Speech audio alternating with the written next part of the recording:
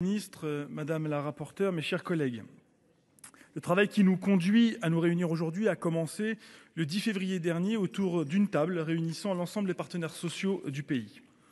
À l'invitation du gouvernement, à l'issue des concertations, ces derniers sont parvenus à s'entendre sur un cap commun pour mieux partager la création de richesses dans l'entreprise.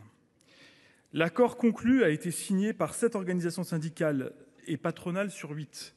Notre rôle en tant que parlementaire a été rempli pour permettre d'assurer la transposition exacte dans la loi. Je me félicite qu'à l'issue de la commission mixte paritaire, nous avons su garder l'essence de ce texte et ainsi renouer avec ce qui fait la singularité et la réussite de l'approche à la française de notre rapport au travail et à l'entreprise. Le général de Gaulle posait déjà les bases d'une politique sociale inédite, fondée sur le travail, avec notamment l'intéressement en 1959 et la participation en 1967. Ce texte est en quelque sorte une nouvelle émanation de cette politique résolument moderne.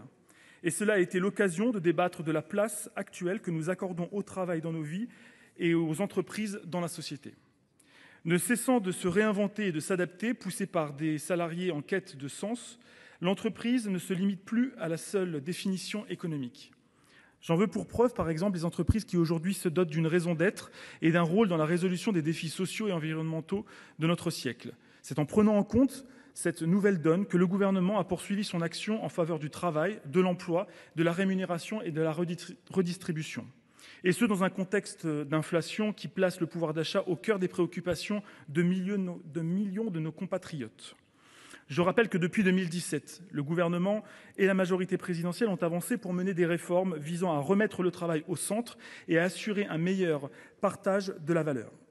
Je pense notamment à la loi Pacte de 2019, qui a permis de simplifier la conclusion d'accords d'intéressement et de participation dans les PME, en particulier dans les petites entreprises. Plus récemment, en août 2022, grâce à la loi portant mesures d'urgence sur la protection du pouvoir d'achat, le recours à l'intéressement a été facilité au sein des PME et une nouvelle prime de partage de la valeur a été créée en remplaçant de la prime exceptionnelle de pouvoir d'achat. L'année dernière encore, plus de 5 millions de salariés ont pu bénéficier de cette prime dont le montant pouvait atteindre jusqu'à 6 000 €. C'est pour aller plus loin encore qu'en septembre dernier, le gouvernement a donc invité les partenaires sociaux à engager des négociations nationales interprofessionnelles afin de trouver les voies d'une meilleure association des travailleurs à la richesse créée par l'entreprise. Mes chers collègues, cet accord est bien la preuve que le dialogue social, même en France, peut être une réussite.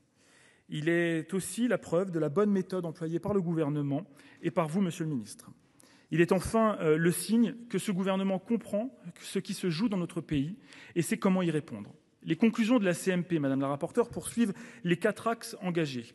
Renforcer le dialogue social sur les classifications, faciliter la généralisation des dispositifs de partage de la valeur, simplifier leur mise en place et développer l'actionnariat salarié. Ils se traduisent par des mesures concrètes afin que le dispositif de partage de la valeur puisse s'appliquer dans toutes les entreprises, quelle que soit leur taille. Ainsi, les petites entreprises de 11 à 50 salariés devront désormais instaurer un dispositif de partage de la valeur dès lors qu'elles auront un bénéfice constant pendant 3 années consécutives. À cela s'ajoute une utilisation facilitée de la prime de partage de la valeur. Les entreprises pourront notamment accorder jusqu'à 2 primes par an au lieu d'une seule aujourd'hui, et le montant accordé pourra être versé sur un plan d'épargne salariale pour bénéficier d'une exonération fiscale. Enfin, par cet accord entre les 2 chambres de notre Parlement, nous avons répondu à une volonté directe manifestée par les Français et qui répond aux besoins urgents. Mieux armer les salariés face à l'inflation en agissant sur leur pouvoir d'achat et fournir aux salariés les moyens de s'investir davantage dans leur avenir, dans l'entreprise, de donner plus de poids et de valeur à leur travail. Mais il s'agit bien aussi de permettre aux entreprises de pouvoir fidéliser leurs salariés, de gagner en productivité et ainsi de mieux remplir leur mission dans la société. Et pour toutes ces raisons, l'ensemble de cette raison et l'ensemble des sénateurs du groupe RDPI votera pour cette proposition de loi. Merci beaucoup, Monsieur Iacovelli. La parole est désormais à Madame Monique Lubin pour le groupe